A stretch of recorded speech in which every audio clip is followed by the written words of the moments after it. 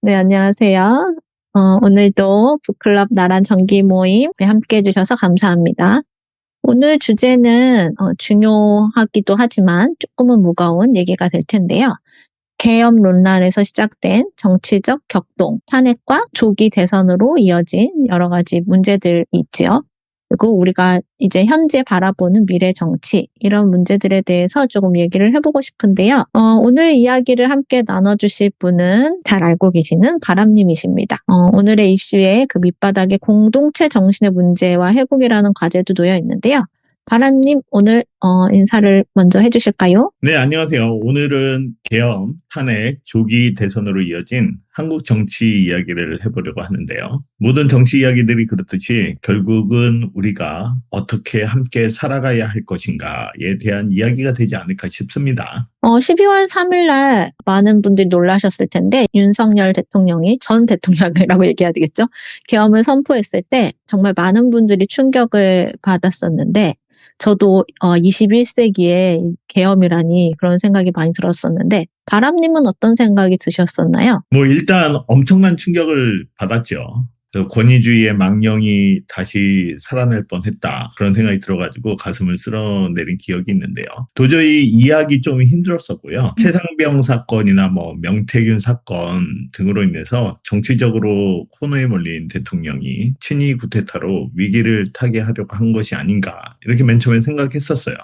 약간 좀 이거 멍청한 짓이 아닌가, 이렇게 단순하게 좀 생각을 했었는데요.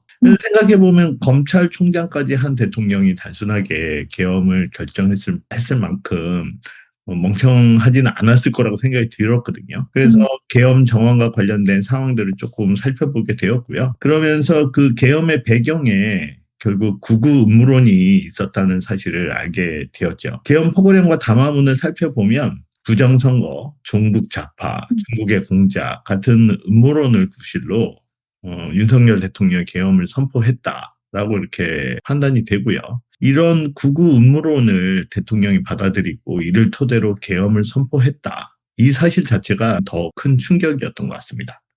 계엄 자체도 충격이었지만 독일의 나치나 이탈리아 파시스트 같은 그런 극우 세력이 한국 정치에도 등장한 것 같다고 느껴져서 충격이셨다고 보시는 건가요? 네. 처음에는 저도 미국과 같이 극우가 정치판에서도 활개를 치기 시작했구나라는 생각에 충격이 컸었는데요. 곰곰이 생각해보니 대한민국 보수 중 상당 부분은 극우 성향에 가깝지 않나, 이런 생각이 들었습니다. 보수 중에 상당 부분이 극우 성향이라 이렇게 생각이 드셨다는 건데 그렇다면 정말 심각한데요.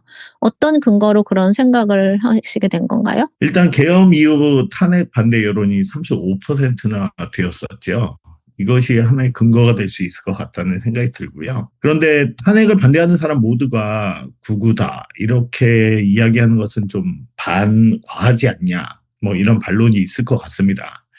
그래서 이 부분에 대해서 조금 이야기를 해보자면, 우리나라의 과거 정치를 살펴보면 이승만이나 박정희 그리고 노태우와 같은 독재 정권 대통령이 국민 투표를 통해 가지고 정권을 이어갔던 그런 경험이 있거든요. 이 부분은 아마 우리나라가 좀 특수한 상황에 있지 않겠습니까? 남북 분단이라는 상황에서 안보가 중요하기 때문에 상당수 국민들이 민주주의는 이 안보를 위해서 잠시 멈출 수 있다, 이런 생각을 하는 게 아닌가, 이렇게 생각이 들었어요. 그래서 이런 부분들이 극우 성향에 가깝지 않느냐, 이런 생각을 하게 되었던 거고요. 그런데 말씀하신 대로 남북 분단이라는 이제 특수 상황이 한국에 있다 보니까 그러한 점을 고려해 본다면 안보를 중시하는 사람들이 많은 것은 당연한 것 아닌가요?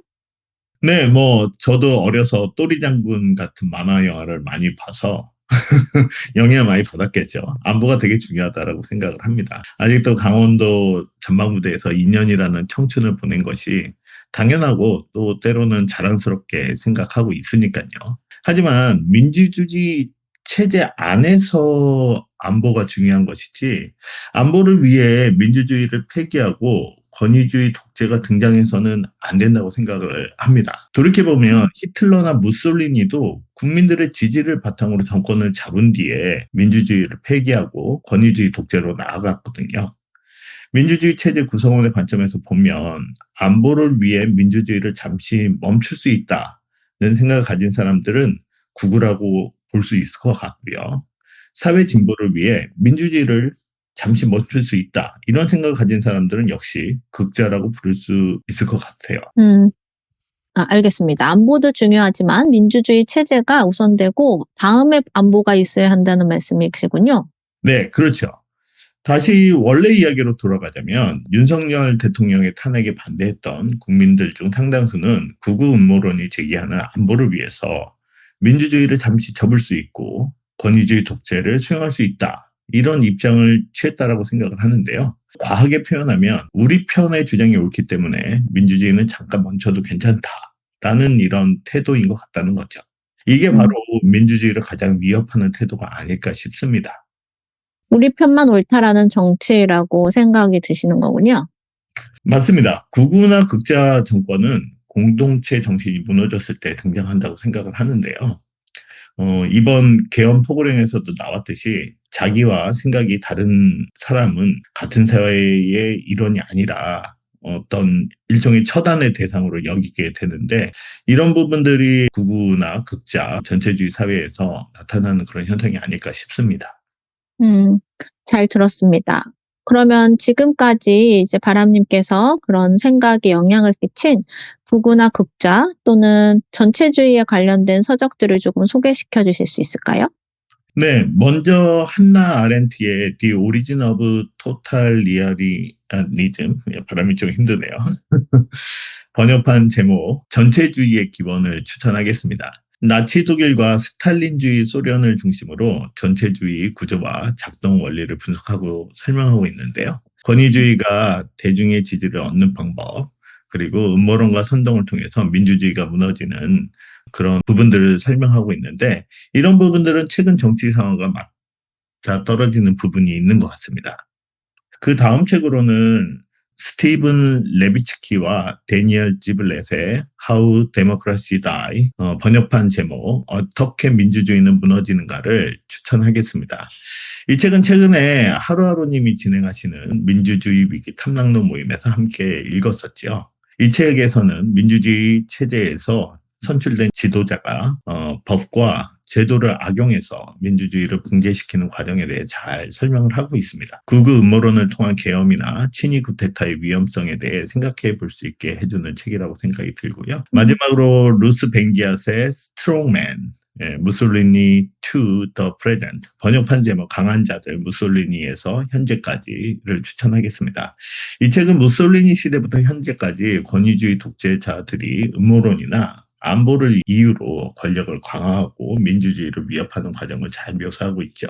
안보도 중요하지만 맹목적인 안보 우선주의는 위험할 수 있다는 점을 생각해 볼 수 있게 해주는 좋은 책이라고 여겨집니다. 네, 감사합니다. 저도 한나 아렌트 책을 읽어보려고 시도했다가 굉장히 어려워서 포기했던 기억이 있긴 한데, 네. 그래서 같이 읽어야 됩니다. 맞아요. 그래서 한나 아렌트의 전체주의의 기원, 그리고 하루하루님이 진행하셨던, 저도 얼마 전에 하루하루님 통해서 이 책을 알게 됐는데, 스티븐 레비츠키와 데니얼 지블렛의 어떻게 민주주의는 무너지는가, 그리고 마지막으로 루스 벤기앗의 강한 자들, 무솔리니에서 현재까지 모두 유명한 책들이네요. 이 책을 읽으면 조금 정리가 될 것 같아요, 정말.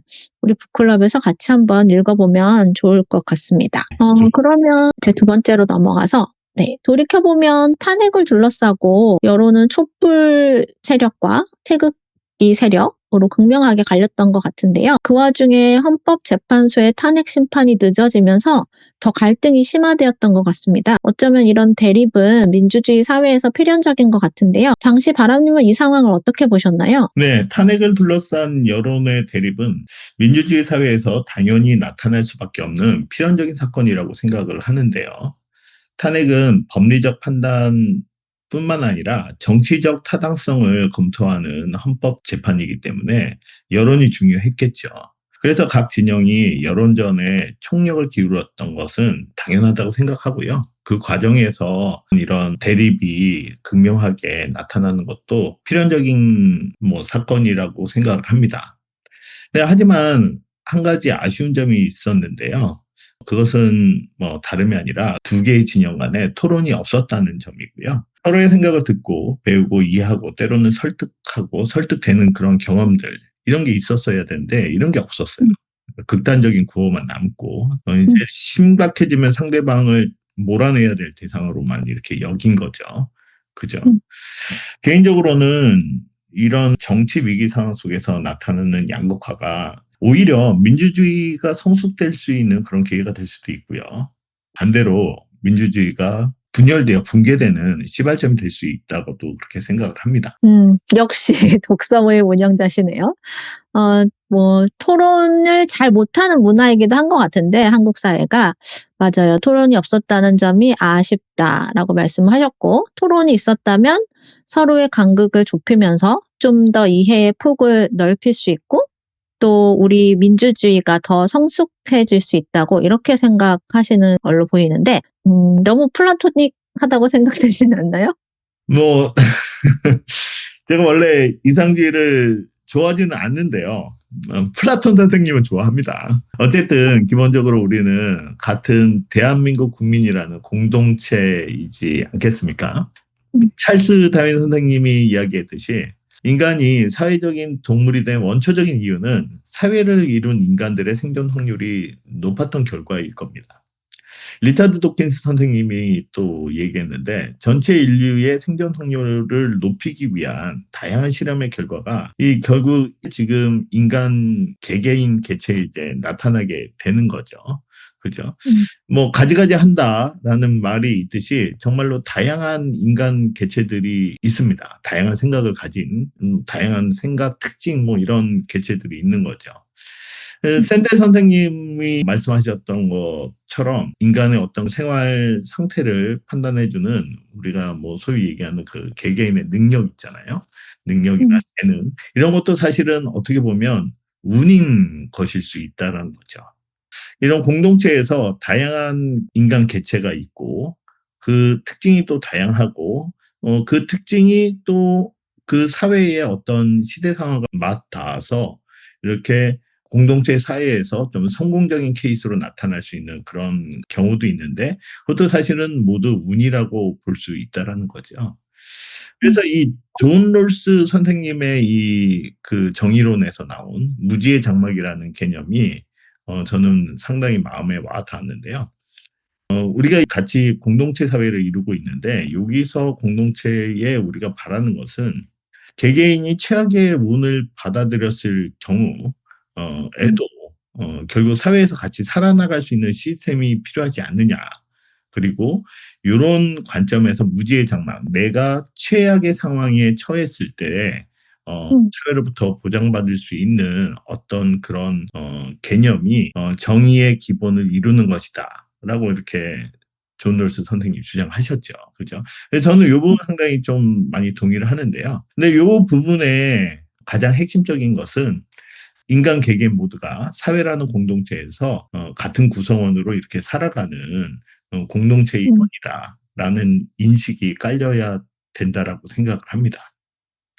약간 얘기가 좀 삼천포로 가려고 하는 것 같은데요. 다시 조금 선로를 바꿔 타보겠습니다. 일단 토론이 가능하기 위해서는 우리가 같은 대한민국이라는 공동체의 국민이라는 점을 인식을 해야 된다고 보고요. 가족과 정치적인 견해가 다르다고 해서 이 가족의 인연이 끊어질 수가 없잖아요. 그죠? 그렇죠. 정치적인 견해가 다르다고 하더라도 결국 같은 대한민국 국민이고 뭐 정치적인 견해가 조금 달라도 뭐 싸울 수 있겠죠. 제가 뭐 항상 독서 모임에서 우리 싸워도 괜찮다 뭐 이런 얘기를 하는데 논쟁 뭐 이런 것도 좋습니다. 할 수 있어요. 할 수 있는데 어쨌든 토론을 하면서 서로의 생각을 배우고 이해하고 또 때로는 설득하고 이런 그 과정들이 중요하다라고 생각을 하고요. 네. 뭐 교회 다니신 분들 다 아시겠지만 예수님이 네 이웃을 사랑하라 이런 이야기도 결국은 같은 공동체 의식을 가지고 함께 살아가야 된다라는 것을 주장하신 게 아니겠습니까? 그래서 결국 이제 그렇게 공동체에서 나의 생각과 다른 사람과도 살아가기 위해서는 토론이 필요하다라고 그렇게 생각을 하는 겁니다. 맞아요. 참 한국의 명절 때 같은 경우는 정치 얘기하면 안 된다 이런 얘기도 있긴 한데 네. 바람님의 얘기를 좀 정리를 해 보면 생존 경쟁이라는 자연 법칙을 통해 나타난 공동체이기 때문에 우리가 모두 공동체원이라는 거는 부정할 수가 없다. 그러므로 그 속에서 보다 많은 개개인이 생존과 행복을 보장하기 위해 서로 자신의 생각을 고민하고 토론하는 것이 필요하다. 이렇게 보시는 것이군요. 맞나요? 네, 아주 정확히 정리해 주셨습니다. 여기서 모임 끝내도 될 것 같은데요? 네, 어쨌든 저는 정치, 윤리, 도덕, 정의 이 모든 것들이 결국은 사회 속의 개개인들의 자유와 행복을 종합적으로 향상시켜주는 것이어야 된다라고 보고 있고요. 다시 탄핵으로 돌아가서 얘기를 한다면 탄핵을 둘러싼 개개인들의 자유와 행복을 종합적으로 향상시켜주기 위해서는 이 개개인들의 생각을 이해해야 된다라고 이렇게 생각을 하고 있습니다. 네. 이게 조금 말이 조금 이상하긴 한데 어쨌든 탄핵에 둘러싸서 대립되어 있는 사람이 있는데 일방적으로 한쪽의 얘기만 들어주고 한쪽의 이야기는 무시해서는 안 된다. 뭐 이렇게 생각을 하는 거죠. 네. 결국은 탄핵을 찬성하든 반대하든 결과는 이제 하나로 나오게 될 텐데요. 그 과정이 중요하다. 뭐 이런 말씀을 좀 드릴 수가 있을 것 같습니다. 근데 그 과정이 이제 나와 생각이 다른 그렇게 극단적으로 대립하는 상황에서도 우리가 최소한 공동체 의식을 가지고 토론을 해야 된다라고 이렇게 생각을 하는 거죠. 네. 맞습니다. 네.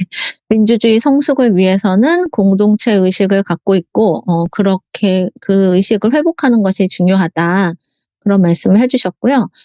이에 대한 바람님의 생각에 영향을 준 서적들을 조금 소개시켜 주실 수 있을까요? 네, 뭐 제가 여러 저자들을 언급을 했었는데요. 그분들의 저서들을 읽어보면 도움이 되지 않을까 싶습니다. 마이클 샌델의 저스티스 번역판 제목 정의란 무엇인가 예, 강력히 추천하고요. 아주 유명한 책이죠. 우리 북클럽에서도 여러 번 모임이 있었던 것으로 알고 있습니다. 맞아요.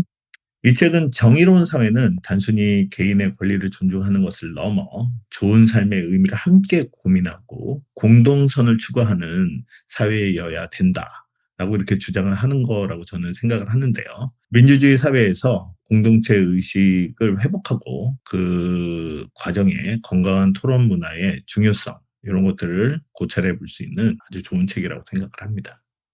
그다음으로는 뭐 또 유명한 책이죠. 존 롤스 선생님 A Theory of Justice 번역반 제목이 정의론. 네, 추천하고요. 특히 아주 유명하죠. 무지의 장막이론. 이분을 읽어보면 또 공동체 의식의 중요성에 대해서 우리가 한 번 더 고찰해 볼 수 있을 것 같다는 생각이 듭니다. 네, 최근에도 이 정의란 무엇인가 책에 대해서 제가 채널에서 읽고 싶다 이렇게 본 적이 있는 것 같은데 네, 조만간 또 새로운 모임 제안에 올라올 것 같습니다. 네. 그러면 이제 탄핵 이후에 실질적으로 대선을 통해서 새로운 정부가 들어섰는데요. 대선 기간 동안 이재명 대통령은 민주주의 회복을 캐치프레이즈로 걸었는데요.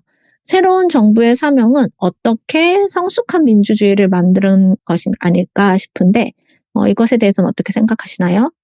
네, 뭐 저도 그렇게 생각을 하고요. 새로운 정부가 출범하고 윤석열 대통령의 내란 심판이 진행되면서 어느 정도 민주주의 성숙도는 높아질 것이라고 생각됩니다. 대통령의 의지와 역할이 또 매우 중요하겠죠. 하지만 저는 더 본질적으로 이 시민들의 역할이 중요하다고 생각을 하는데요. 윤석열 전 대통령 계엄 구성이나 요새 뭐 미국에서도 화제가 되고 있는 트럼프의 마카파식 정치 이런 것들이 가능했던 거는 사실 뭐 그런 지도자의 특징이라기보다는 그들 뒤에서 그들을 지지하는 강력한 극우 지지층이 있었기 때문이라고 생각을 합니다. 정치인들은 결국 표를 보고 움직이는 거죠. 국민들이 이제 공동체를 지키려는 태도를 갖지 않으면 뭐 정치는 공동체를 지키려고 하지 않겠죠. 그리고 또 어떻게 보면 어디서나 소시오패스적 극단주의자도 존재합니다. 그들을 완전히 말살시킬 수는 없겠죠. 그죠? 오히려 그쵸. 우리가 해야 할 일은 그들의 목소리가 사회의 중심 목소리로 부상하지 않도록 그렇게 노력하는 것이 필요할 것 같은데요. 그것이 바로 공동체를 지키는 시민의 역할이 아닐까 싶습니다. 공동체를 지키는 역할이라. 네, 아주 흥미로운데요. 그런 면에서는 우리 토론이 활발한 우리 북클럽은 공동체를 지키는 역할을 잘 할 수 있을까요? 이제 이쯤 되면은 이제 북클럽에서 짜고 치는 고스톱이다. 뭐 이런 이야기를 좀 할 수 있을 것 같은데요. 네, 뭐 저는 우리 북클럽 같은 커뮤니티가 많아져야 된다고 생각합니다. 다양한 책을 읽고 다양한 생각을 접하고 서로 다른 의견을 같은 공동체의 목소리로 받아들일 수 있는 그런 경험들. 이게 바로 북클럽이 주는 민주주의의 훈련이고 또 희망이 될 수 있지 않을까 이렇게 생각을 합니다. 우리가 이 모임 안에서라도 타당한 주장은 논리적으로 이렇게 정제하고 잘못된 주장은 논박할 수 있는 힘을 키운다면 주변 사람들에게 영향을 줄 수도 있고요. 점차 사회 전체의 분위기도 바꿔갈 수 있다고 믿습니다. 너무 근사하게 들리긴 하지만 또 무겁게 느껴지기도 하는데 책임도 느껴지고 네, 그게 가능할까요? 글쎄요, 뭐 결국 그건 우리 모임의 성공 여부에 달렸다라고 볼 수 있지 않을까요? 하지만 제가 믿는 건 한 가지예요. 끊임없이 사람들과 소통하려는 태도 그 자체가 변화의 씨앗이 될 수 있다 이렇게 생각합니다. 맞아요. 그렇기 때문에 저희 소모임을 다 이끌어주시는 많은 분들 다들 저희 모임이 성공해야겠다 이런 생각도 드는데 혹시 성숙한 민주주의와 공동체 의식 고취를 위해 추천해주고 싶은 또 다른 책이 있으실까요? 네, 뭐 너무 많죠. 너무 많은데 그중에서 몇 가지만 소개해 보겠습니다. 먼저 헨리 데이비드 소로 유명하죠. 시빌 디스오비디언스 번역한 제목으로 시민 불복종. 네, 이 책은 시민의 양심에 따른 도덕적 책임에 대해 생각해 볼 수 있는 좋은 책이라고 생각하고요. 다음으로는 에이미 거트먼과 데니스 톰슨의 데모크라시 앤 디스어그리먼트 번역한 제목으로 민주주의의 불일치입니다. 이 책은 다양한 관점과 불일치 속에서도 어떻게 토론을 통해 공감과 이해의 폭을 넓힐 수 있는가에 대해서 설명하고 있는 좋은 책이고요. 마지막으로 캐스 R. 선스타인의 Going to Extreme 번역한 제목 왜 우리는 극단에 끌리는가를 추천하고 싶습니다. 이 책은 비슷한 부류끼리의 사람들만 모이면 극단화가 촉진된다라고 해요.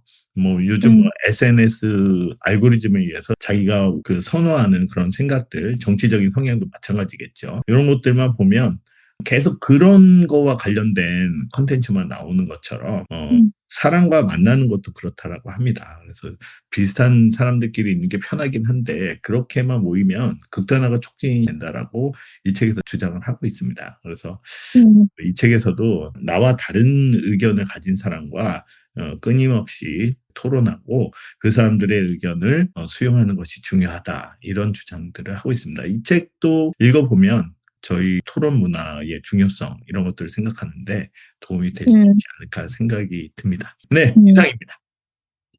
네.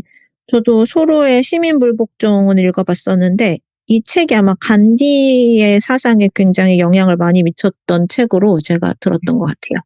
이 세 가지 책도 아직 안 읽어보신 분들 있으시면 읽어보시면 참 도움이 많이 될 것 같습니다.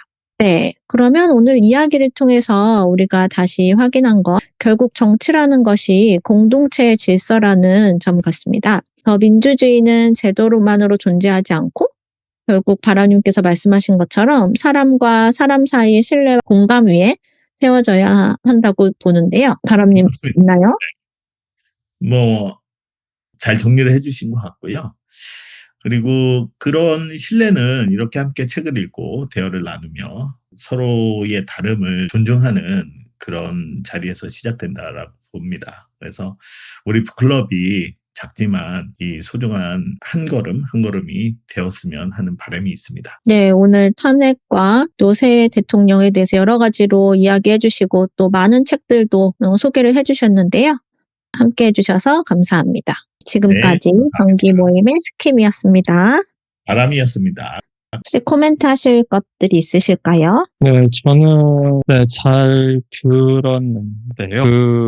일단은 네, 바람님 말씀하신 내용 대부분은 뭐 공감을 많이 하고요. 그런데 이제 그 급진주의자, 극단주의자에 대해서 이제 언급을 좀 하셨는데, 그러니까 저는 이 극단주의자가 늘 등장했는데 이들이 인기를 끄는 이유가, 그러니까 이제 그 부분에 대해서 좀 저희가 조금 더 생각을 해봐야 되지 않는가라고 생각을 합니다. 그러니까 극단주의자들이 존재하지 않았던 시기는 없었는데 왜 하필 최근에 이런 극단주의적 사상이 인기를 끌고 또 서로 화합을 못하는지. 그러니까 극단주의자들이 인기를 끈다는 것은 사람들이 중간의 의견보다는 그 like-minded 쪽에 더 집중한다는 의미가 될 수 있잖아요. 그러니까 이 부분이 해소되지 않으면은 민주주의 자체가 오래 유지되기 힘들다는 점에는 뭐 지금 저희 앞서 세션에서도 충분히 말씀하신 것 같은데 그냥 의지만으로 될 수 있는 부분인지 아니면은 극단주의자들이 득세하는 이유에 대해서 저희가 좀 더 좀 찾아봐야 되지 않을까라는 생각을 합니다. 전 개인적으로는 포퓰리즘의 등장이 극단주의의 인기에 어떤 직접적인 영향을 주지 않나 생각을 하거든요. 그 포퓰리즘이 근데 애매한 게 다수가 원하는 것을 정치인이 기꺼이 하겠다고 하면은 민주주의일 수도 있지만 포퓰리즘일 수도 있고 그 안에서 목소리를 높이는 사람들이 극단주의자들이죠. 왜냐하면은 이 사람들은 자신들이 뭘 원하는지 확실하게 아니까. 그래서 포퓰리즘이 유지되는 한은 극단주의자들을 통제하기 힘들지 않을까. 그렇다고 포퓰리즘을 억제하자고 하면은 또 민주주의 정신이 훼손되지 않나. 좀 이런 두 가지 상충되는 생각이 있어서 이 부분에서 어떻게 생각하시는지 좀 궁금합니다. 네. 저도 뭐 이 부분에 대해서는 레이먼드님의 그 문제의식에 뭐 결을 같이 한다고 볼 수가 있고요. 네. 쉽지 않은 문제인 거죠. 급진주의자들이 언제나 존재했었고요. 또 뭐 사라지지 않을 겁니다. 네. 근데 이제 최근에 뭐 유럽이나 미국, 한국도 마찬가지고 이게 전 세계적인 분위기인 것 같은데요. 아무래도 이 급진주의자들이나 극단주의자들이 대중의 이제 지지를 받게 되는 것은 그만큼 그런 어떤 현재의 어떤 사회 시스템이나 정치 제도에 불만족하는 사람들이 많이 늘어난다는 거잖아요. 그래서 제가 생각하기에는 이 뭐 다양한 이유가 있을 수 있을 것 같은데요.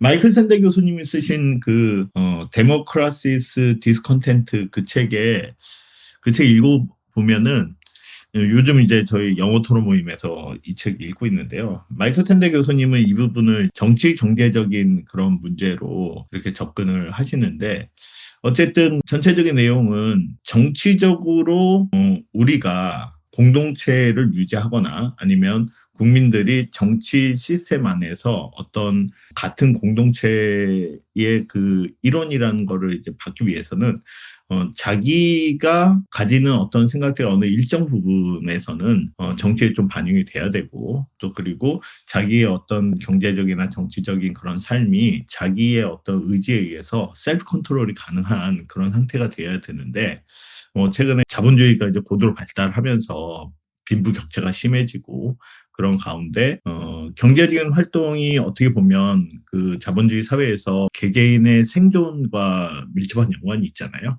그런 가운데서 이제 점차적으로 경제 어떤 권력에 종속되는 그런 현상들이 대다수의 국민들이 종속되는 그런 현상이 심화되면서 결국은 원래 가지고 있었던 어떤 정치에서 셀프 거벌먼트라는 그런 개념이 퇴색해 가는 가운데 이런 정치적인 불만족들이 계속 증대되고 이런 사람들이 다수를 이루었을 경우 이제 극단주의나 급진주의가 이제 나타날 수밖에 없다라고 이렇게 샌델 교수님 설명하는데요.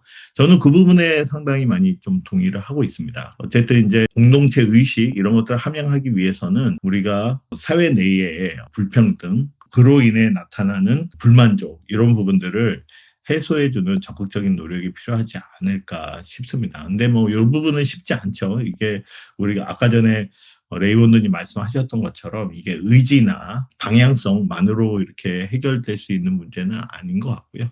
그게 해결이 됐다고 한다면은 뭐 진작에 해결이 됐겠죠. 그리고 특히 이제 자본주의 해에 대해서 또 다양한 실험이 있지 않았습니까? 사회주의 실험은 우리가 공산주의 실험은 우리가 실패로 끝났다라고 이렇게 보는데요. 그만큼 이 부분은 뭐 이렇게 쉽게 해결책이 아직까지는 나오지 않은 상태인 것 같다는 생각이 듭니다. 그래서 레이몬드님 말씀하셨던 것처럼 우리가 이 부분에 대해서는 조금 더 공부도 해보고 책도 읽고 고민하고 그러면서 생각들을 좀 많이 발전시켜야 되지 않을까 싶습니다. 말씀하신 대로 이게 단순히 요로 방향이 옳다라는 그런 의지만 가지고는 해결이 될 수 있는 부분은 아닌 것 같습니다. 네, 고맙습니다.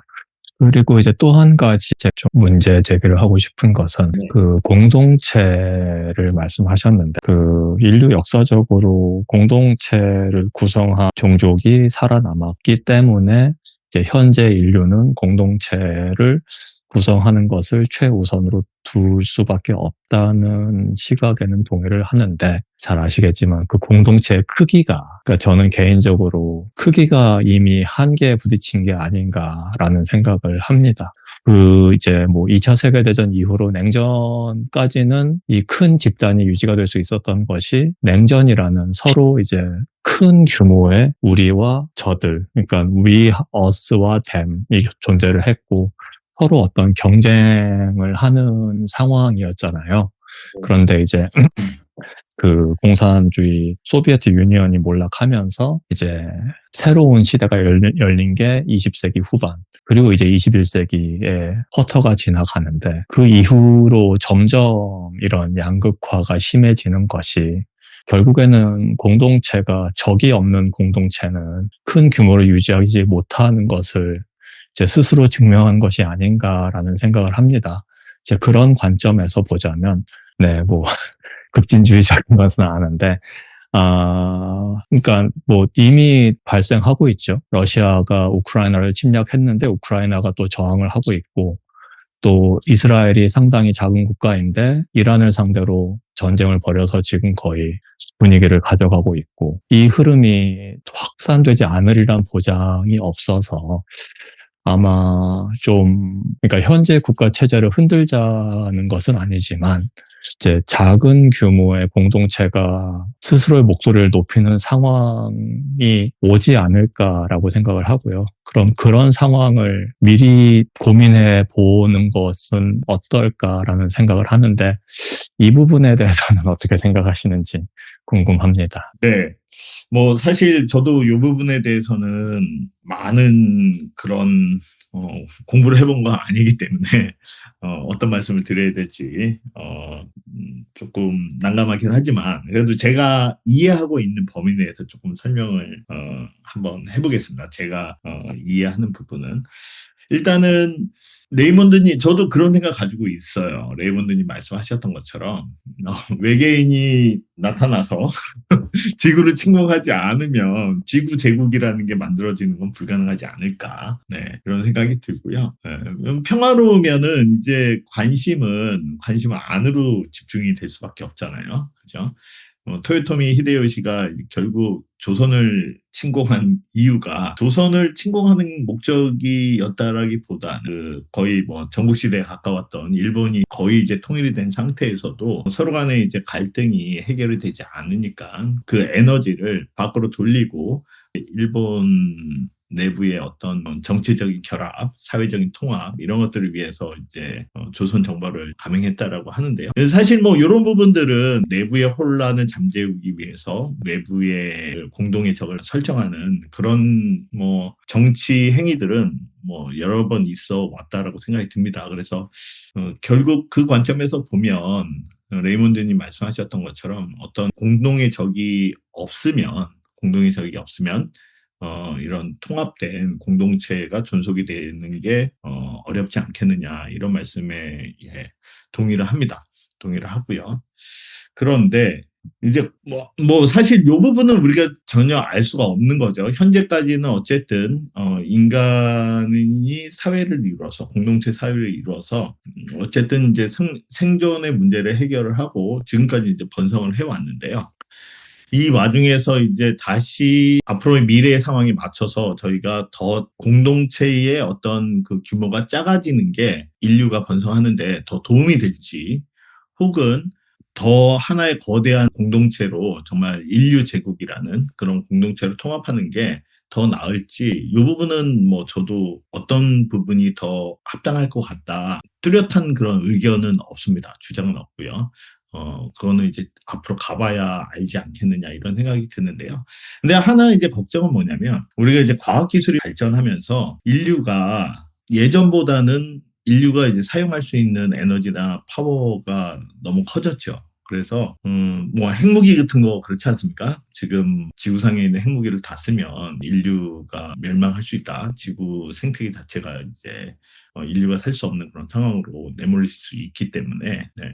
근데 뭐 과학기술은 이제 계속 더 발전하게 되고, 우리는 진짜 인류의 존재 자체에 위협이 되는 그런 과학기술들은 계속 발전이 될 거라는 거죠. 그런 상황에서 이렇게 더 작은 집단의 공동체로 이렇게 유지되는 게, 그게 우리 인류의 생존 확률을 높이는 데 도움이 될까라는 부분에 대해서는 약간 좀 퀘스천 마크가 있긴 합니다. 그래서 그런 관점에서 보면 조금 더 큰 공동체로 가서 우리가 가지고 있는 힘들이 조금 더 효율적으로 통제될 수 있는 그런 체제가 좀 필요하지 않을까, 그런 생각을 좀 어렴풋이 하고는 있고요. 네.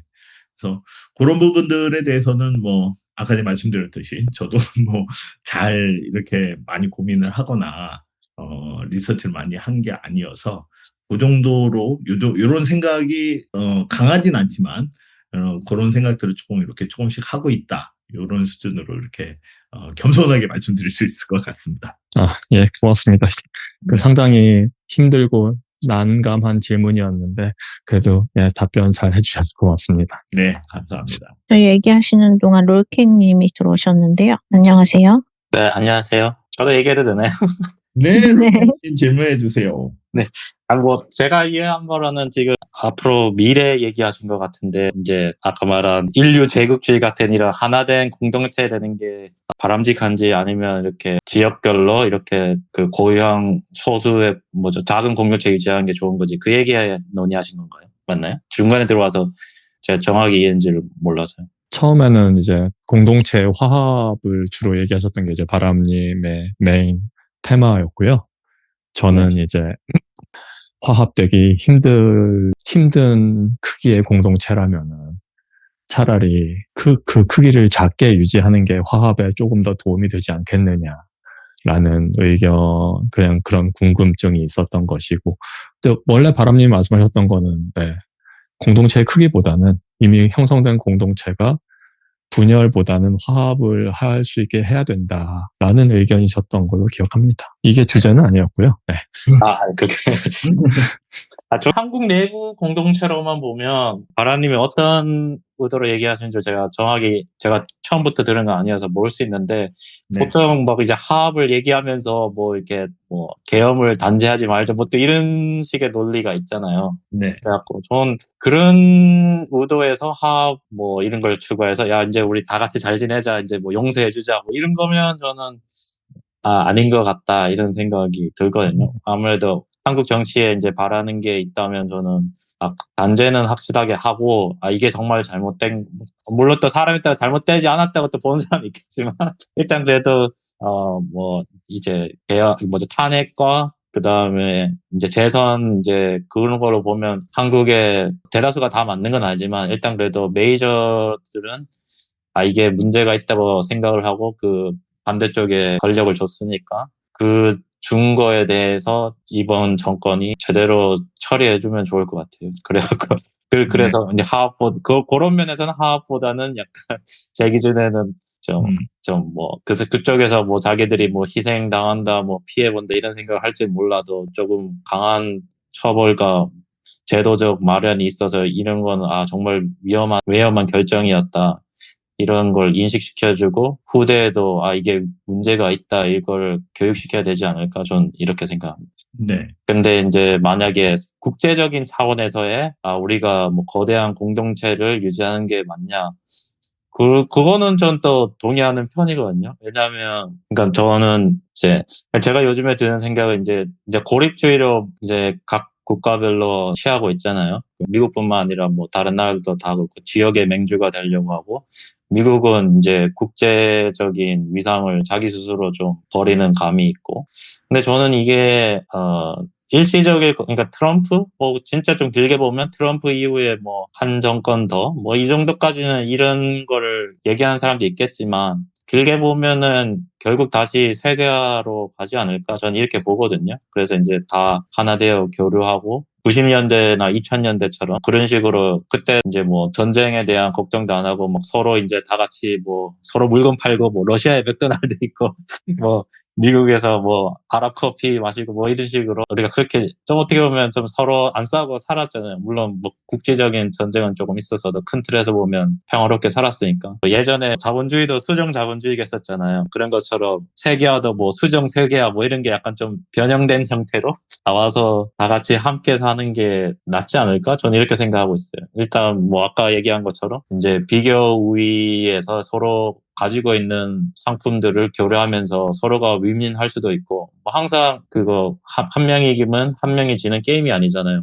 꼭 한 나라만 모든 걸 다 내가 가져야 될 이익을 착취하는 것도 아니고 둘이 서로 윈윈할 수 있는 게임도 있고 또 제가 두 번째로 하고 싶은 말은 이렇게 교류를 안 하기 시작하면 서로를 악마화하기 쉽잖아요. 예를 들어 뭐 한국도 북한이랑 예전에 뭐 아무 교류도 없을 때는 뭐야 도깨비였나요? 뭐 이런 거 약간 진짜 사람 같지도 않는 걸로 이렇게 형상화해서 막 뭐 북한 사람들은 뭐 진짜 나쁜 사람 뭐 이제 세계적으로 보면 뭐 미국 이제 자유진영에서 봤을 때는 공산진영은 정말 무슨 뭐죠 인간적이지 않는 사람들 뭐 공산주의에서는 반대로 또 받겠죠. 근데 이런 게 제가 볼 때 교류가 없으니까 이제 서로를 불신하게 되고 서로를 이제 악마화하게 되고 그러다 보면 또 싸움이 일어날 확률이 또 높아지잖아요. 그래서 이제 그런 걸 안 하게 하려면 결국엔 우리가 하나된 공동체로 가고 서로 이제 교류하고 또 좋게 보려고 하고 다름을 인정하고 이런 게 낫지 않을까 저는 이렇게 생각합니다. 일단 롤케이님 말씀해주신 부분은 제가 잘 이해를 한 것 같고요.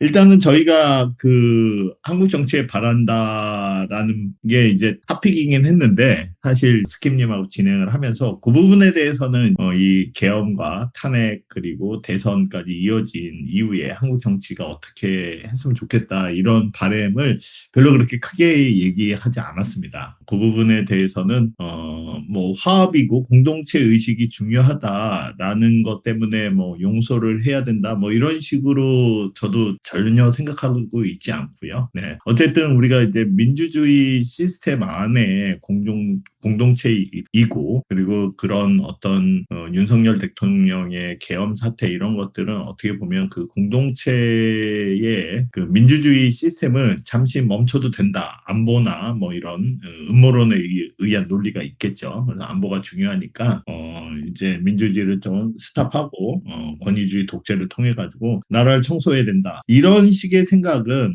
공동체 화합이 아니라 공동체 적이라고 보는 거죠. 민주주의에. 그래서 이런 부분들에 대해서는 우리가 정당한 처단을 해서 이런 사건들 다시 생기지 않도록 하는 게 오히려 공동체 화합에 더 도움이 된다고 생각을 하고 있어요. 저도 그래서 롤케이님 말씀하셨던 것처럼 요번에 제대로 된 그런 법의 심판을 받는 게 중요하다. 이렇게 생각을 하고 있습니다. 근데 이제 그것보다는 제가 이제 그 다음에 이제 얘기했던 주된 주제는 우리가 이제 단순한 다수결에 의한 민주주의보다는 그 뭐 합의는 결국 다수결에 의해서 하긴 하겠지만 그 과정에 어떤 심의의 숙고의 민주주의가 필요하지 않느냐. 뭐 서로 간에 생각이 좀 다르더라도 서로 같이 토론도 하고 서로 상대방에 대한 것들을 좀 이해하려는 노력 이런 것들이 필요하지 않겠느냐. 뭐 이런 말씀을 드렸던 것입니다.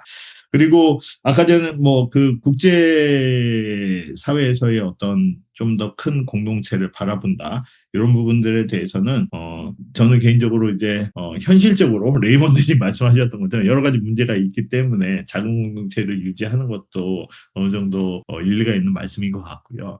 롤킹님 말씀하셨던 것처럼 그거는 약간 조금 의지적인 거에 좀 가까운데 그렇게도 너무 좋죠. 너무 좋은데 그 과정으로 가는데 좀 해결해야 할 실질적인 그런 문제들을 우리가 적극적으로 좀 해결해야 될 것들이 숙제가 많지 않나 뭐 이런 생각을 좀 해보게 되는 것 같습니다. 네. 네. 하루하루 손 드셨는데요. 네, 하루하루는 들리시나요? 네. 네.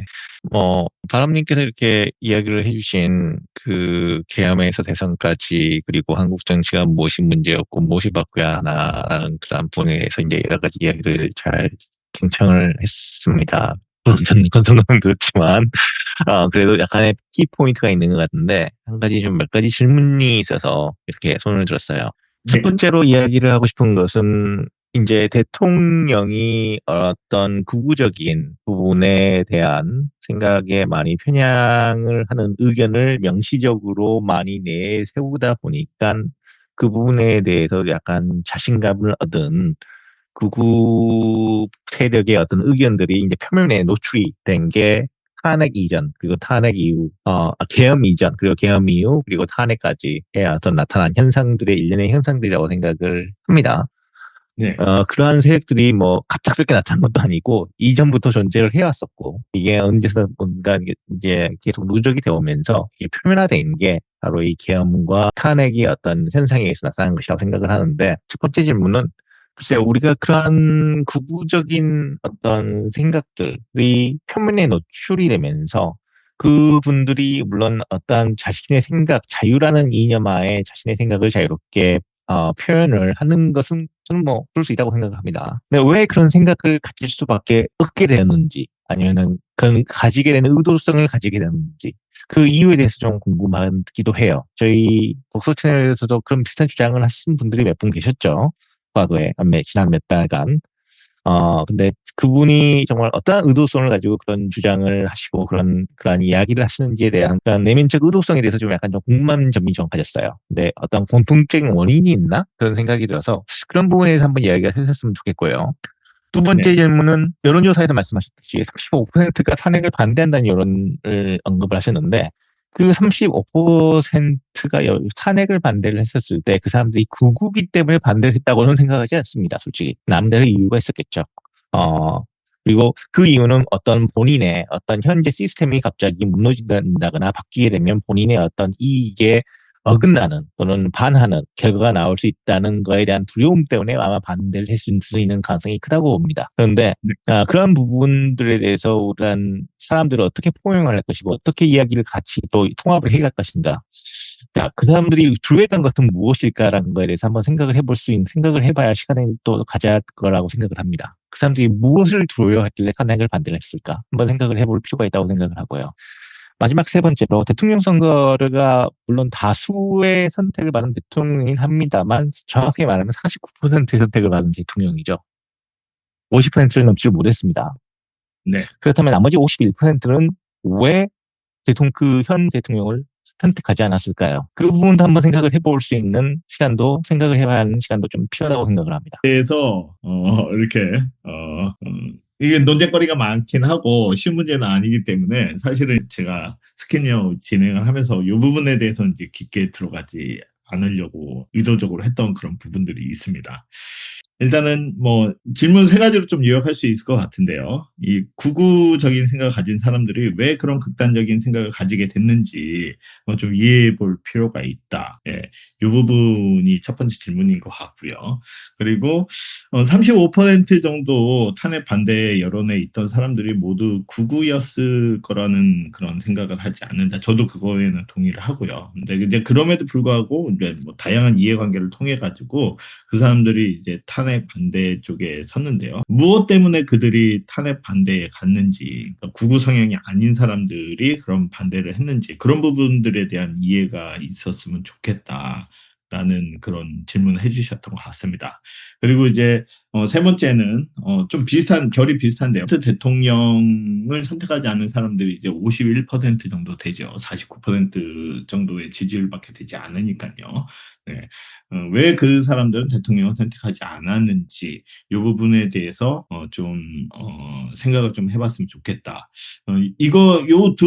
제가 보기에는 이제 두 번째하고 세 번째는 질문이라기보다는 발제 요거에 좀 가깝다라고 생각이 듭니다. 그래서 일단은 첫 번째 그런 극단적인 생각을 가지게 된 이유에 대해서 이 부분은 저도 뭐 특별히 이렇기 때문에 극단적인 생각을 가지게 됐습니다라는 그런 논리를 아직 개발을 하지 못했습니다. 뚜렷하게. 그래서 없는데 그냥 이거는 저의 어떤 느낌? 네, 이런 느낌들 그리고 몇 가지 책을 읽으면서 아직 완성되지 않은 그런 생각들의 조각들을 바탕으로 좀 말씀을 드리자면 아까 전에도 이제 레이먼드님이 질문하셨을 때 제가 이런 이야기를 좀 했는데요. 우리 그 롤캥님하고 지금 같이 읽고 있는 마이클 샌델 교수님의 데모크라시스 디스컨텐트 그 책에서 샌델 선생님이 설명하셨던 것처럼 지금 이제 자본주의가 이제 고도로 발달하고 경제적인 그런 부분들이 어떤 그 사회 내에서의 어떤 지위나 인간 개체의 지위나 어떤 개개인의 어떤 생존과 밀접한 연관이 있는 상황에서 우리가 보통 민주주의가 얘기하는 어떤 셀프 컨트롤, 자기 통제할 수 있는 그게 이제 개개인의 어떤 자유나 어떤 행동, 의사결정 이런 것뿐만 아니라 뭐 그 공동체에 미칠 수 있는 그런 영향까지 있는 거죠. 이런 것들이 점점점 이 자본주의가 고도로 발전하고 빈부의 격차가 심해지면서 경제 권력이 일부에게 집중이 되고 나머지 사람들은 경제적인 그런 자유가 상대적으로 이제 없어지는 그런 가운데 이런 정치적인 불만을 가진 사람들이 많아진 수밖에 없다라고 생각이 들어요. 근데 이제 그 사람들의 어떤 불만을 캐치하고 그것들을 이용하려고 하는 사람들이 선동을 하겠죠. 포퓰리즘이 좋은 의미로 쓰일 수도 있는데 나쁜 의미로 쓰이면 대다수의 대중의 어떤 그런 불만을 이용해서 민주주의 공동체 의식을 함양하는 게 아니라 자기들의 어떤 이익을 위해 정치적인 이익을 위해 대중들을 갈라치기 하고 편을 나누는 거죠. 편을 나눠서 반대편 세력에 대해서는 응징을 해야 된다. 아니면 처단을 해야 된다. 이런 식으로 가면서 공동체를 분열을 시키고 그 분열된 상태에서 머릿수 다수결의 원칙에 따라서 자기들에게 유리한 그런 정치 지형을 마련하기 위해 활용하는 그런 어떤 메커니즘이 같이 복합이 돼서 이런 극단주의가 주류로 나타나는 그런 현상들이 생기는 게 아닌가 싶습니다. 이 부분에 대해서는 하루하루님하고 저하고 레이몬드님하고 이제 같이 책을 읽었던 것 같은데요. 어떻게 민주주의는 무너지는가 이 책에서도 나오는 것 같고요. 또 그 소수의 독재 그 책에서도 같이 이 과정들이 이제 많이 설명이 됐던 것 같아요. 극단적인 세력들이 민주적인 시스템 안에서 등장을 해서 결국 대다수 국민들의 지지를 받고 또 선동을 통해서 국민들을 또다시 그런 갈라치기 된 국민들의 그 일부를 또 선동을 통해 가지고 이 권위주의 독재로 전체 시스템 몰고 가고 그 과정에서 민주주의는 붕괴하고 반대편에 있는 사람들이 엄청난 학대 고난을 당하는 그런 과정들이 그 책들이 잘 기록이 되어 있던 것 같은데요. 그런 과정들이 이런 극단적인 생각을 가지게 하는 사람들이 많아지는 그런 원인이지 않을까 싶습니다. 그리고 그 개개인이 왜 그런 극단적인 생각을 가지게 되는가는 저는 인간은 합리적인 존재라고 생각하지 않고요. 주변의 어떤 선동이나 반복적인 정보들 이런 것들에 의해서 생각이 변할 수 있다라고 생각을 해요. 그 데니얼 캐너먼 교수님의 생각에 관한 생각을 읽어보면 그런 이야기들이 많이 나오죠. 그래서 결국은 개개인이 그런 극단적인 선택을 가지게 된 것은 자기의 어떤 불만을 만족시켜줄 수 있는 논리 그리고 해결 방안 이런 부분들에 개개인들이 지속적으로 노출이 되면서 그런 것들이 공동체를 지키는 것보다 더 중요한 가치를 가진다라고 편향된 사고를 가질 수 있다는 거죠. 그래서 그런 과정을 통해서 결국 그런 극단적인 생각을 가지게 되는 게 아닌가 이렇게 싶습니다. 네. 네, 감사합니다. 모르겠습니다. 물론 저희들이 같이 책을 읽으면서 그런 부분에 대해서 공동체의 어떤 바라는 자신의 이익을 추구하는 어떤 세력들에 의해서 극우적인 생각들이 표면적으로 노출되는 경우가 있다. 뭐 그런 생각을 가질 수도 있는데, 저는 또 이런 생각이 들기도 합니다. 어떤 생각이 드냐면, 뭐 좌든 우든 간에 보통 일어나는 그런 극단적인 생각을 가지게 되는 그런 의사결정을 하게 되는 경우에는 미래에 대한 어떤 긍정적인 희망이 없는 상당히 회의주의적인 생각이 강해진 상태에서 사람들이 합리적인 판단을 내리지 못하게 되고 그러면서 극단적으로 흘러가는 그런 부분이 있는데 또 미래에 희망이 없다는 사람들의 경우에는 무언가를 잃은 자들이 아니겠습니까? 어떠한 사회적 변화로 인해서 자신들의 안전이라든지 뭐 특권을 차츰차츰 또는 현저하게 침식을 당하거나 박탈을 당해온 어떤 사람들, 집단의 사람들일 수도 있는데 그게 뭐 보수적인 어떤 그리고 극단적인 어떤 기독교 어떤 집단일 수도 있을 것이고 아니면은 그동안의 어떤 남성으로서의 특권을 많이 잃어버린 남성영대와 같은 그러한 집단일 수도 있는데 그런 사람들의 어떤 생각들이 조금씩 이게 점점 쌓여와서 내면적으로 쌓여오다가 이게 이제 하나의 어떤 발화점이 된 사건이 아마 계엄과 탄핵 그 사이에 벌어진 일련의 사건들에서 그러한 것이 많이 표면적으로 노출이 된 것이 아닌가라는 생각이 들기도 합니다. 또 한 가지 좀 약간 좀 제가 좀 이해하기 힘든 게 정말 젊은 20대, 30대의 남성들에서 그런 생각들이 많이 좀 보편적은 아니지만 좀 많이 그런 관찰이 되었다라는 이야기를 들으면서 그런 부분에 대해서 제가 좀 어떻게 이해하기가 좀 약간 하기가 쉽지가 않은 왜 그렇게 그런 20대, 30대의 어떤 젊은 남성들은 그런 생각을 가지게 되었을까 라는 생각이 좀 들어서 그 질문을 드렸던 것 같아요. 그 부분 저도 궁금하긴 합니다. 쉽지가 않은 답변인 것 같습니다. 그 레이먼드님이 아까 전부터 이제 손을 들고 계셨었는데요. 레이먼드님 먼저 말씀 한번 들어보고 롤케이님도 들어주셔서 롤케이님 말씀 들어보고 같이 한번 또 얘기를 해보면 어떨까 싶습니다. 네, 고맙습니다. 이게 이제 제가 메인 스피커는 아닌데 뭔가 약간의 답변 더하기, 제 의견 더하기 해서 좀 말씀을 좋습니다. 드릴 게 있어가지고 일단 첫째로 이제 저희 원래 오늘 정기 모임 주제였던 한국 정치의 방향성에 대해서 뭐 간단하게 말씀을 드리면은 네, 뭐 원론적으로 동의합니다. 지금까지 이제 문제가 해결이 안 됐던 이유는 항상 어떤 정치인들이 자신의 지위가 확고해진 이후에 이제 화합을 빌미로 뭔가 국민들이 어떤 그 지지층이 바랬던 어떤 단호한 행동을 하지 않음으로 해서 이제 문제가 계속 쌓이고 쌓여왔다는 시각에 저도 이제 상당히 동의를 하고 있고요. 그래서 어떤 정치적 유불리, 정치적인 어떤 뭐 다음 단계 이득 이런 것보다 어쨌거나 어떤 명시성이 필요할 것 같아요. 그리고 뭐 동의하던 안 하던 현재 공동체는 저는 여전히 어떤 그 공동체를 위협하는 세력을 정의할 필요는 있다고 보거든요. 그리고 그 세력을 제거하려고 해야 공동체가 단합이 되죠.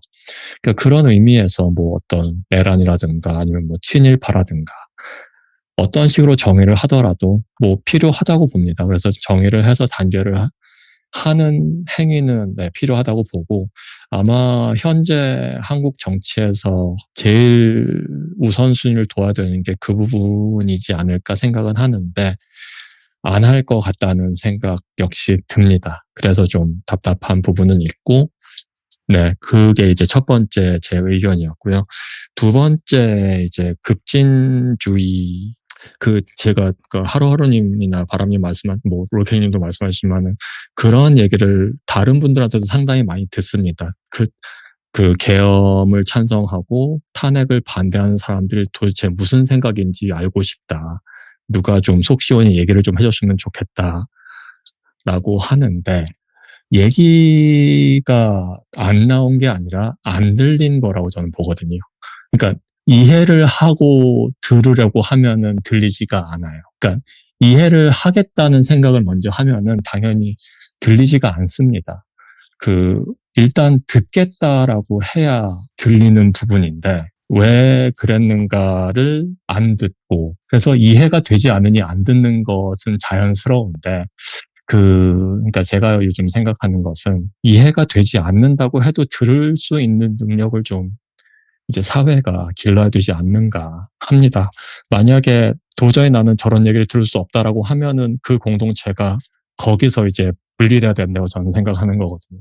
그러니까 서로 듣지 못하는 상황에서는 그 공동체를 유지하는 의미가 없다고 보는 거예요. 차라리 서로의 적이 되면은 서로 다른 공동체라고 봤을 때는 차라리 낫겠죠. 괜히 그 공동체를 억지로 화합을 시키려고 하는 노력보다는 차라리 분리해서 서로 전쟁을 하든 경쟁을 하든, 뭐 전쟁을 한다고 해서 항상 뭐 인명피해가 발생한다는 의미는 아니지만 어쨌거나 서로 좀 치열한 경쟁을 하는 것이 서로에게 좋겠다는 생각을 합니다. 그래서 요새 나오는 어떤 상대를 이해하기보다는 그냥 accept하고 approve하는, 아니면은 또 요새 또 한동안 최근에 좀 인기 끄는 그 let them theory, 그냥 놔두라는 띠오리. 네.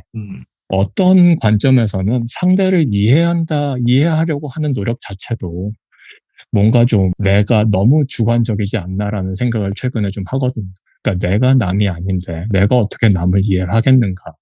일단 accept하고 approve를 해야 일단 공존이 돼야 뭐 이해는 나중에 문제고, 네, 그렇게 생각하고, 네, 이제 세 번째로는, 네, 사람들이 왜 급진주의에 끌리는가는, 네, 제가 급진주의를 지향하는 입장이라서 그 부분은 나중에 언제 기회가 되면은 말씀을 드릴 수 있을 것 같은데, 급진주의에 끌린다기보다는 저는 광신도가 된다라고 보고 있거든요. 그러니까 그 문제를 일으키는 사람들이 급진주의자가 아니라 급진주의 광신도들이 문제를 일으키는 거죠. 그러니까 모든 급진주의자들이 폭력적이거나 모든 급진주의자들이 광신도는 아닙니다. 다만 광신도들이, 그러니까 광신도들이 자신들의 주장을, 그러니까 자신들의 믿음을 다소 폭력적으로 표현을 하다 보니 이제 급진주의가 어떤 뭐 세상을 휩쓰는 것처럼 보이는데, 제가 앞서도 말씀드렸지만 급진주의는 늘 존재를 했습니다. 다만 광신도들이 더 많아진 상황이라고 저는 보고 있고요. 뭐 개인적으로 그런 광신도들이 많아지는 거는 저는 딱히 좋아하지는 않습니다. 광신도들은 어쨌거나 듣지 않는 사람들이기 때문에. 네. 근데 이제 이 듣지 않는 사람들을 어떻게 할 것이냐, 그러니까 급진주의를 어떻게 제어할 것이냐가 문제가 아니라 사람들이 광신도가 되어가는 것, 그러니까 남의 말을 듣지 않는 상황을 어떻게 제어할 것인가가 조금 더 올바른 그러니까 좀 더 토론을 할 만한 문제 제기가 아닌가. 네, 저는 이렇게 그렇게 생각을 합니다. 질문은 아니었고요. 그냥, 예, 여러분들 말씀하신 거 듣고 제가 그냥 생각나는 의견들을 좀, 네, 시간을 빌려서 말씀을 드렸습니다. 고맙습니다.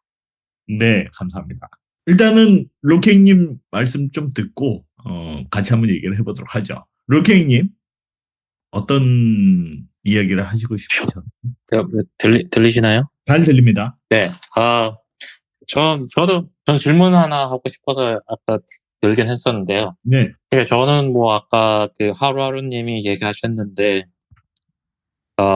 이제 뭐 상실감이라고 해야 되나? 잃어버렸다고 생각하는 사람들이 많다고 했었잖아요. 뭐, 남자들이라든가, 뭐 아니면 뭐 백인이라고 해야 돼요. 미국이면. 이제 그런 사람들인데, 저는 약간 여기에 대한 근본적인 궁금증이 있는 게, 자기들이 가지고 있던 기득권이, 제 기준에 봤을 땐 부당하게 획득한 기득권이거든요. 뭐 예를 들어서 뭐 자본가다. 그러면 과연 이게 그 사람들은 지금에 와서 뭐 잃어버린다 생각을 할 수 있겠지만, 제가 봤을 때는 애초에 얻는 것 자체가 언페어했는데 그걸 왜 잃어버렸다고 생각을 하는지 저는 약간 그게 좀 궁금해요. 왜냐하면 제가 만약에 그 사람이 이거 얻는 과정에서부터가 언페어했기 때문에 잃는다고 생각을 하면 안 되고, 이게 내가, 그러니까 뭐 제 가치관이 반영된 걸 수도 있지만, 제가 봤을 때는 이게 잃는 게 아니라 우리가 공평하게 가는 거다, 이렇게 생각을 해야 될 것 같은데, 예를 들어 뭐 남자 같은 경우도 남성, 여성 이런 게 봤을 때 이제 뭐 좀 더 확장하면 이제 뭐 성소수자도 포함되겠죠. 이 사람 이제 여성이나 특히 성소수자들 문제에서 봤을 때는 남성이 가진 기득권이 처음부터 그게 공정하게 가진 기득권이었냐. 여기에 아마 근본적으로 부정하는 분들이 많을 것 같거든요. 제가 봤을 때. 근데 이제 남성의 입장에서 보면, 우리는, 기득권을 잃어버렸다. 뭐, 그래서 그거를 공감해줘. 이건 아마 저기 레이몬드 님이 얘기하신 거랑 또 연결되는 건데, 저는 이걸 왜 그렇게 생각하지 좀 궁금하고, 그렇게 보면 저는 약간 납득이 안 되는 거예요. 그런데 이제 만약에 이거를 일단 좀 공감하려고, 수용하려고 해봐야 된다. 이렇게 얘기하면, 제 입장에서는 패션 마케팅 이거를 이해해달라고. 근데 일단 열린 마음으로 예를 들어 뭐 계엄 같은 것도 지금 윤석열 지지하는 사람들 입장에서는 오죽했으면 계엄했겠냐 이러는데 그 근거가 보니까 뭐 북한 무인 항공기가 어디 군사 기지를 뭐 촬영하고 뭐 중국 사람들이 우리나라에 뭐 많이 있고 뭐 이런 얘기 하고 있는데 이거를 뭐 받아들이려고 일단은 그래도 한번 받아들이려고 해보자. 그러면 그래 좋다. 그러면 그래 계엄할 이유가 있었겠지. 그걸 계엄한 거는 일단 우리가 인정해주자. 뭐 이런 거 하면 제가 봤을 때는 약간 이 뭐야 이런 생각이 들고 그런 방법이 오히려 더 이런 극단적인 사람들을 더 극단적이게 만드는 게 아닌가. 저는 약간 이런 우려도 살짝 들거든요. 이런 식으로 해서 되면 그럼 우리 더 세게 나가자. 뭐 더 가격한 얘기하자. 이렇게 나갈 거고. 그러면 왜냐면 저쪽에서는 수용하려는 입장을 취할 거니까 이런 약간 게임 디오리적인 전략으로 보면 이런 전략을 계속 구사할 거 아니에요. 그쪽은 더 극단적. 그러면 결국에는 결국에는 뉴노멀이 생기고 그 극단적인 게 새로운 기준이 되지 않나? 저는 이런 거에 대한 궁금증이 있습니다. 네, 알겠습니다. 일단은 제가 모든 걸 답변해야 되는 그런 건 아니지만 좀 최선을 다해서 아까 이제 하루하루님이 말씀하셨던 질문들, 레이먼드님이 지적하셨던 그러니까 문제 제기하신 그런 부분들, 그리고 롤케이님이 말씀하신 부분을 조금 통합해가지고 조금 답변을 드리자면, 일단은 그렇게 생각합니다. 그러니까 급진주의자들을 이해하고 그들을 인정해줘야 된다는 것은 조금 뭐라고 해야 되죠? 정확한 그 정의가 좀 필요할 것 같아요. 일단은 이해해 준다는 거는 정말 가지가지 할 수 있기 때문에, 그죠? 우리가 공동체를 이루는데 거기에 있는 사람들의 생각은 정말 가지가지일 수 있습니다. 네. 그래서 우리가 자유론, 자유론에서도 얘기했듯이 생각의 자유는 있을 수 있는 거고, 그것이 남에게 피해를 주지 않는다면 생각의 자유는 보장해 주는 것이 바람직하다라고 얘기했던 것처럼, 그 정도 수준까지는 그 사람들이 그런 생각을 하는 것도 할 수 있다라고 인정을 해주는 게 필요하다라고 생각이 들어요. 네. 근데 하지만 롤킹님 말씀하셨던 것처럼 그렇게 인정해 주는 게 그 사람들이 하는 그런 행동들, 그리고 그런 생각들, 그런 것들이 옳다라고 도덕적이거나 가치적인 판단에 동의한다는 거를 의미하는 건 아니라고 생각이 들어요. 그런 생각을 할 수 있고 그 얘기를 내가 들을 수는 있지만 나는 그 부분에 나의 논리로서는 도저히 동의할 수 없다라는 것도 포함이 된다라고 봅니다.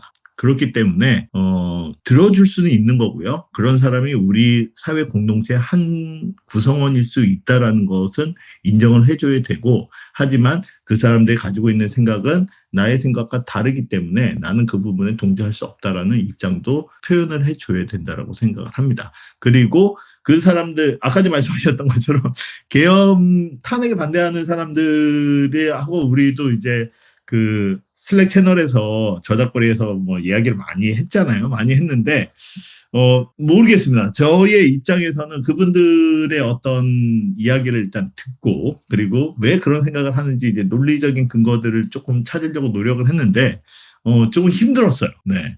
왜냐하면 이제 그 근거로 이제 제시해 주시는 뭐 그런 신문 기사들 뭐 이런 것들이 뭐 자료들 이런 것들이 가짜 뉴스 이런 것들로 판명된 게 너무 많아가지고 과연 그렇게 되다 보니까 이분들하고 계속 이야기를 해야 하는 것이 뭐 의미가 있나 뭐 이런 생각이 들 때도 있었는데 그럼에도 불구하고 이렇게 조금 그런 부분 좀 내려놓고 얘기를 할 때까지는 좀 듣고 대신 논리적으로 받아들일 수 없습니다라는 그런 표현들을 적극적으로 해주는 것들이 필요하지 않겠나. 그래야지 이제 서로 대화가 되는 거잖아요. 그죠? 네. 그런 부분이라고 생각을 합니다. 그래서 무조건 받아들이는 거, 그리고 들어주는 게 그 사람들이 중앙무대로 올라오는 것을, 촉진한다. 뭐 이렇게 생각하실 수도 있을 것 같은데요. 저는 그렇게 생각하지는 않고요. 듣기는 해야 된다고 생각하는 거죠. 듣긴 하지만, 그 사람들이 중앙무대에서, 발을 붙이게 하기 위해서는, 그렇게 논리적인 그런 검증을 가지고 그 사람들의 생각이 옳지 않다라고 반박할 수 있는 그런 사회 분위기가 조성이 돼야 된다라고 생각을 합니다. 그래서 레이먼드님 말씀하셨던 그 금진주의적인 그런 생각 가진 사람들이 많이 있을 수 있어요. 예, 많이 있을 수 있고 왜냐하면 생각은 가지고 또 그 부분이 또 나오는 부분이 어떤 경계에 있냐면 그것도 아마 그건 루소가 한 얘기인 것 같은데요. 우리가 사회계약 론에서 이렇게 보면 개인이 어떤 사회적인 정책을 결정할 때 그 정책에 찬성하는 이유는 여러 가지가 있을 수 있는데요. 근데 대부분은 보면 자기에게 이기적인 그런 이유로 도움이 되는 정책에 직관적으로 더 선호를 하는 그런 경우들이 있죠. 근데 이제 민주사회 시민이라면 공동체 의식을 가지고 있는 사람이라면 그런 이기적인 생각과 어떻게 보면 그 정책이 나에게는 손해가 되지만 사회에 도움이 되면 과감하게 사회에 도움이 되는 그런 정책을 선호할 수 그러니까 선호하기는 힘들겠죠. 하지만 그래도 받아들일 수 있을 만큼 공동체를 중시하는 그런 생각을 가지는 것이 바람직하다라고 얘기하고요. 그것이 민주사회 시민의 교양이지 않을까 뭐 이런 생각을 해봅니다. 그래서 결국은 우리가 급진적인 생각을 어떤 이기적인 차원에서 가질 수는 있지만 결국은 그것이 정말로 광신도가 되어 그걸 행동으로 나타내는 것은 결국 자기의 이기심과 어떤 공동체의 어떤 충돌 과정을 제대로 관찰하지 못하거나 아니면 관찰했다고 하더라도 그럼에도 불구하고 자기의 이기심의 유혹을 이긴 사람이 결국은 그런 광신도까지 나가는 게 아닌가 그런 생각이 들고요. 이런 부분들에 대해서는 우리가 어떻게 제어해야 될 것인가 이 부분에 대해서는 그거에 반하는 그런 힘을 가진 그 공동체의 중요성을 생각하는 사람들이 더 똘똘 뭉쳐서 그런 이기심에 발로 되는 급진주의의 어떤 광신적인 그런 행동이 나타난 것을 비난하거나 아니면 견제하거나 이런 것들이 필요하다라고 이렇게 생각이 듭니다. 네. 간단히 정리를 하면 그러한 극단적인 어떤 생각이 지배적인 사상, 지배적인 것이 되지 않게 하기 위해서는 학습과 토론을 통해서 길러진 합리적인 다수가 행동을 취할 때 그게 가능하다. 그 말씀으로 생각을 하도록 하겠습니다. 아주 잘 정리해 주셨습니다. 감사합니다.